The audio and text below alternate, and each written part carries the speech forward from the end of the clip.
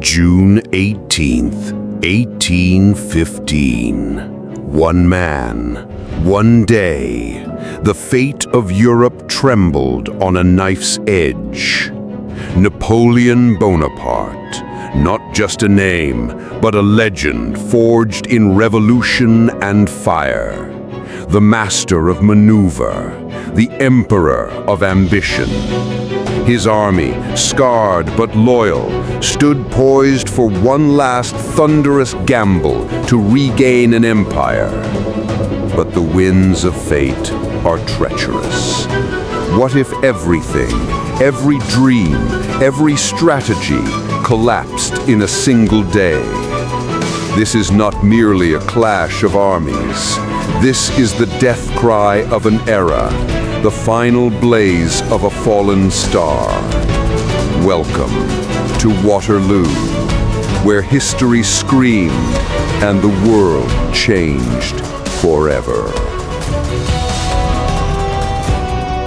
After escaping exile on the remote island of Elba, Napoleon defied the odds.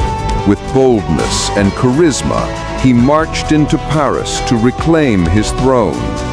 In just 100 days, the man Europe feared most was once again emperor. But old enemies united fast. Britain, Prussia, Austria, and Russia formed the Seventh Coalition to stop him. Napoleon knew his window was short. His only chance was to strike first, and strike hard. He aimed for Belgium. If he could break the Allied armies before they could combine, he could force peace on his terms. Opposing Napoleon was the British commander Arthur Wellesley, the Duke of Wellington, known for his cool resolve and mastery in defense. From the east came Field Marshal Blücher, an aging warrior with a fierce hatred for Napoleon. His Prussian army had suffered before, and now it was time for revenge. The Allies planned to link up near the village of Waterloo. Napoleon had to divide and destroy them before they could combine. On the night before the battle, rain drenched the countryside. Cannons became useless in the mud. Morale was low, but as morning broke, Napoleon made his move. He attacked Wellington head-on, aiming to smash through the Allied center before the Prussians could arrive. Thousands of men, shoulder to shoulder, marched through smoke and mud toward their fate. The battlefield was no longer earth. It became memory, written in blood and fire. Fire raged. The walls ran red. Hour after hour, the French hurled men at its gates. Wellington refused to yield. Then came the cavalry, glittering and terrifying. French horsemen thundered across the field, but the British infantry held their ground in tight, unbreakable squares. It was like stone meeting a storm. As the battle reached its climax, dark shapes moved through the woods to the east. The Prussians had arrived.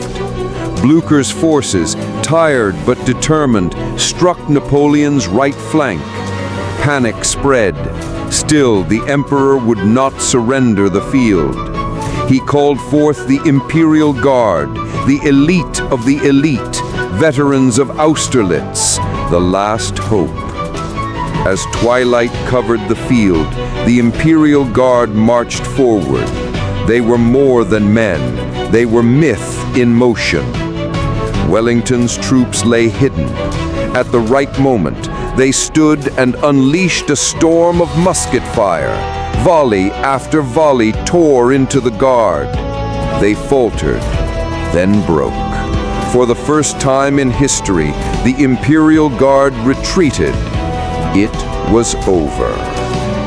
Napoleon watched as his army collapsed. He had gambled everything and lost. He fled the battlefield under cover of darkness. Europe had finally defeated its most brilliant commander. He would be exiled once more, this time to the lonely island of St. Helena, to vanish into silence forever. The Battle of Waterloo echoed through time. It ended Napoleon's dreams of empire and ushered in a new European order. Wellington was hailed as a hero, Blücher a symbol of vengeance. But for all sides, the cost was immense. Generals study it, artists paint it, and storytellers return to it again and again. Like what you saw? Then you must subscribe for more epic battles that change the world.